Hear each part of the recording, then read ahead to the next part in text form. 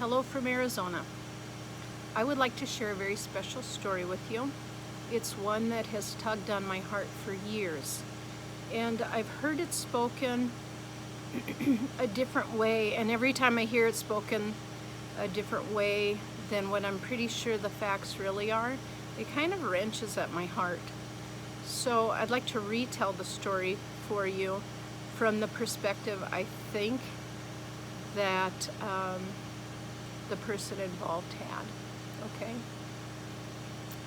There was this guy who he was really sick, and he heard about a place that you could go to where if you were in the right place at the right time, you'd get healed.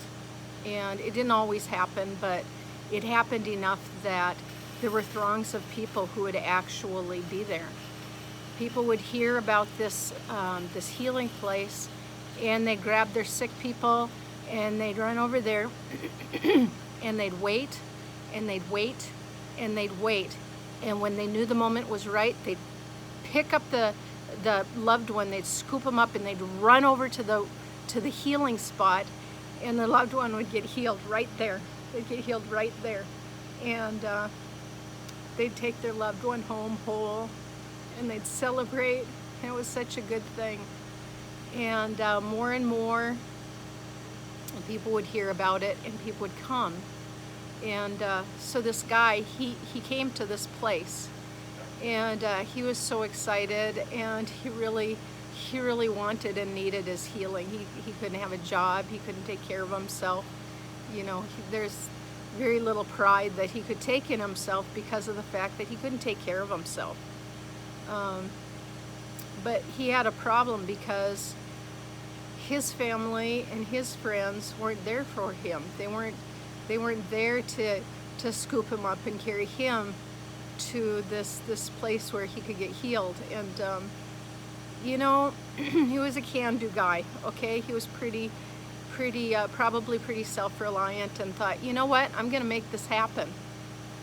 And so when the healing moments came, he would work really hard to just scoot there as fast as he could, to run over there or limp over there and get to the spot. But you know, if you got family and friends who will help you along in life, you'll get farther than if you're going it alone. And that's a word in itself, right? But he never failed to keep trying. He stayed there and he stayed there, and the weeks turned into months, and those months turned into years, and I'm afraid the years even turned into decades. And that guy was there almost 40 years. He'd seen so many people die waiting. He saw so many people leave with their healing, and he kept holding on.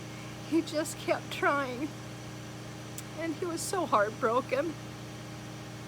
And one day he's just he's sitting there on his mat, and he's waiting, you know, for the next try, and this guy walks up to him and he says, "Hey, do you want to get healed?"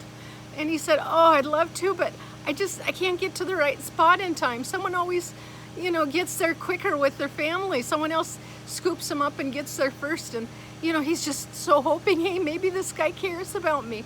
Maybe this guy, maybe he'll carry me to the pool. Maybe I'll get healed today. And the guy didn't do that. He did something better. He said, "Hey, pick up your mat and walk." That's what happened to the man at the pool of Bethesda. He wasn't lazy. He wasn't reluctant to get healing. He wasn't all those bad things that we say about a person. He was just your average guy who wanted healing and was doing his very best to get it. And I think that we as a church, I think it's okay to give people slack when they haven't been healed for a long time, because you know what? God does this thing, and they just need us to come around and believe in them and love them and do our very best for them. Have a good day. God bless you. I love you.